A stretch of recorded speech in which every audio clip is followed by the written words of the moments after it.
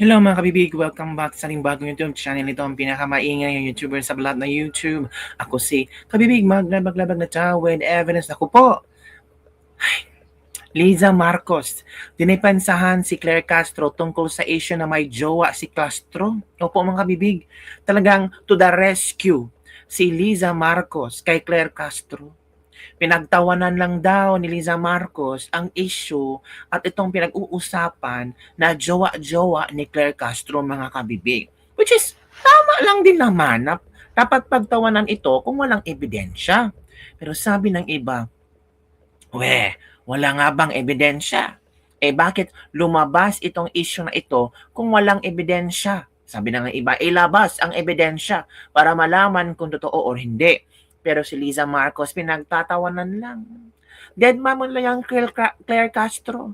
Ang importante, relevant ka. Uy! Pero di ba chika-chika na posibleng si Claire Castro tatakbong senador? Sa 2028. Hala ka? Pwede din naman.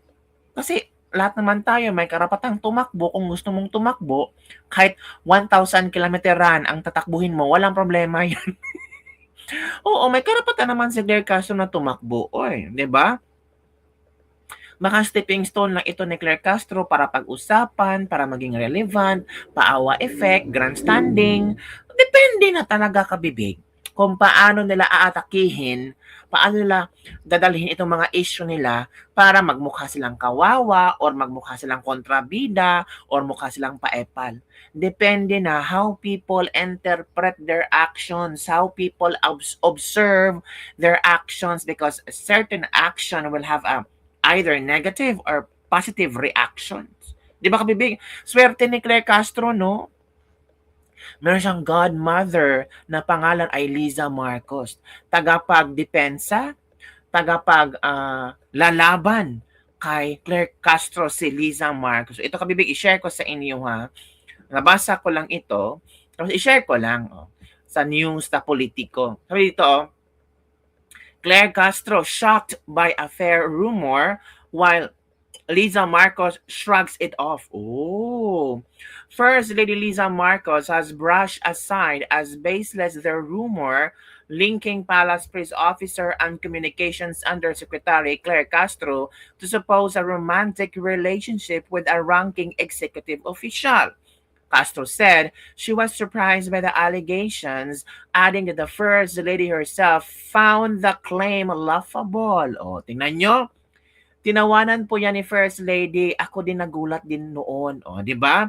She also dismissed the rumor as unfounded, noting that her husband was not bothered by the speculation as he understands the nature of her work as a government spokesperson. The palace official added that such claims are easily disapproved by her day-to-day work routine as she is often accompanied by her team while performing official duties. Malacanang has repeatedly reminded the public to exercise caution in sharing unverified information, especially those that may harm individuals or spread misinformation. So talagang pinagtawanan na ni Liza Marcos at ni Claire Castro ang chika-chika tungkol sa di umano'y sikretong relasyon, sekretong jowa ni Claire Castro. Pero kung ako naman si Claire Castro, didedmahin ko to kasi kung hindi totoo. And the same time, sabi naman ni Claire Castro, yung asawa ko, pinagtatawanan lang ito kasi alam ng asawa ko na ginagawa ko lahat. Natatrabaho ako.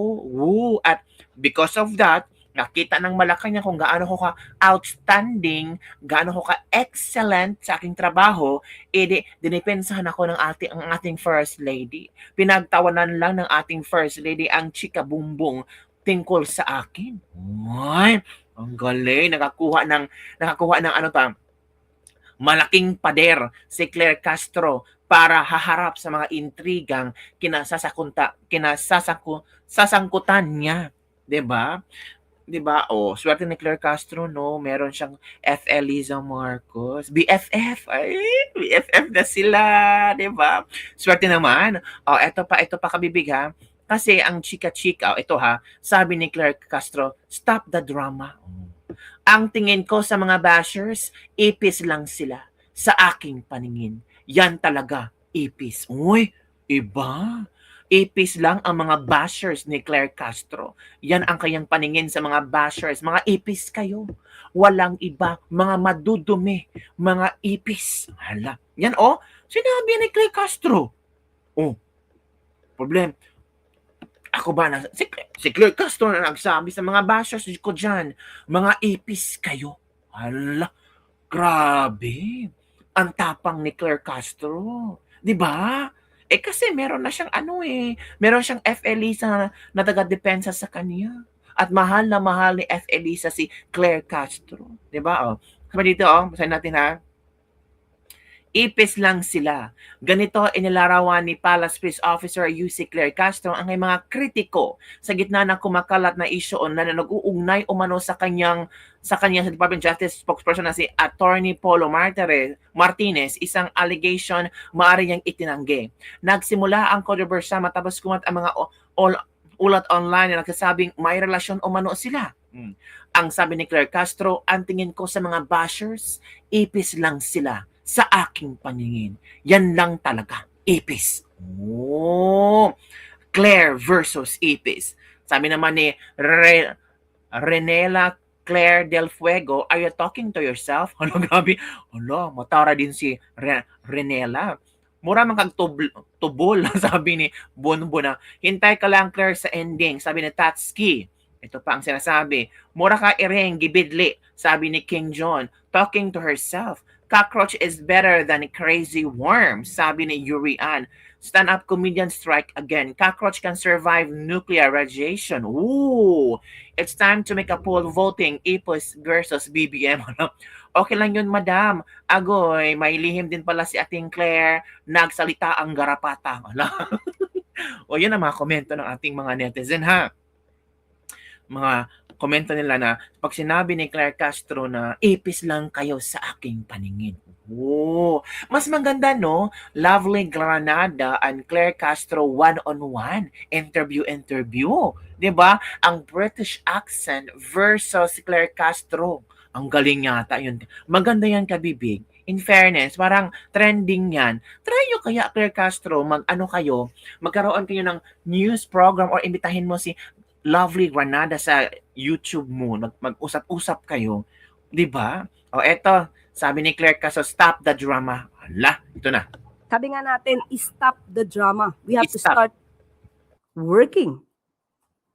Marami po kasi nagdadrama sa media. Ang kailangan natin dito, ebidensya. May update na ba sa naging pag-aaral ng Malacanang sa report ng ICI? I remember in a previous briefing you told us that it's taking a bit it's taking some time dahil mahaba-haba po yung report. Basa na ho ba ito ng Pangulo at anong naging takeaways niya, and is there any new directive to the Ombudsman or maybe the DOJ? Hinayaan niya po ang ICI na mag-decide kung ito po ay tatapusin ang kanilang trabaho base sa kanilang accomplishments. At nung nagsumiti na po ang ICI ng kanilang report sa DOJ at sa Ombudsman, at siya mismo ang nagsabing tapos na po ang kanilang mandato. So, doon lang po nagre-rely ang Pangulo. Ma'am, last, sorry. Ang sabi nyo kanina sa mga nag-iisip na, or siguro yung mga bitin sa naging pag-iimbestiga na ICI, sabi nyo, gumising sila dahil maraming ginagawa ang gobyerno. But hindi rin ho siguro natin maiaalis na marami ang underwhelmed if not disappointed, because the creation of the ICI raised expectations of the administration's resolve to hold corrupt officials accountable. Pero may mga tanong pa rin ho hanggang ngayon, yun na yun. Dahil wala pa hong nakukulong na malalaking isda. Okay, ganito po ang trabaho ng ICI, Fact-Finding Committee. Marami na po silang naisumite sa DOJ, marami na po silang nasumite sa Ombudsman. So ang ibig pong sabihin yan, hindi po natulog, nagpahinga, hindi nag-relax ang ICI. Ngayon po, lahat po ng kanilang nairekomenda na kasuhan o for further investigation, nasa kamay na po yan ng DOJ at ng Ombudsman. Sa totoo lamang po, mukhang overwhelmed po ang Ombudsman at ang DOJ sa dami po ng mga kasong pinaparekomendang sampahan dito patungkol sa flood control project. So, hindi po masasabing yun lang ang naging trabaho ng ICI. Ang masasabi po natin, iyon ang naging trabaho ng ICI. Paninindigan po natin, ma'am, that the investigation and the prosecution will spare no one, Of course, yan ang no gusto. matter how high up.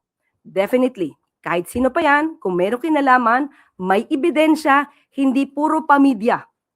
Sabi nga natin, stop the drama. We have to start working.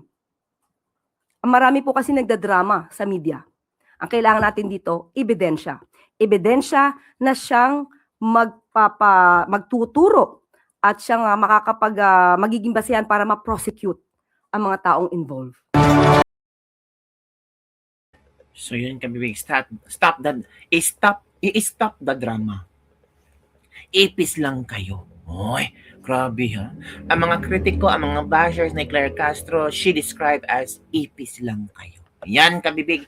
Yan ang po kabibig ang ating Ladies Lebak-Lebak for today. Don't forget to like, subscribe, and share this video para sa mga latest trending news nating pag-usap-usapan. Grabe, no? Ganun ang pag-describe ni Claire Castro sa kanyang mga bashers, ipis. Pero sabi ng ipa, ipis nga kami, pero ikaw garapata. Hala. Grabe, oy. As in, bardagulan to the max, mga kabibig. Pero, alam nyo, ganun talaga eh.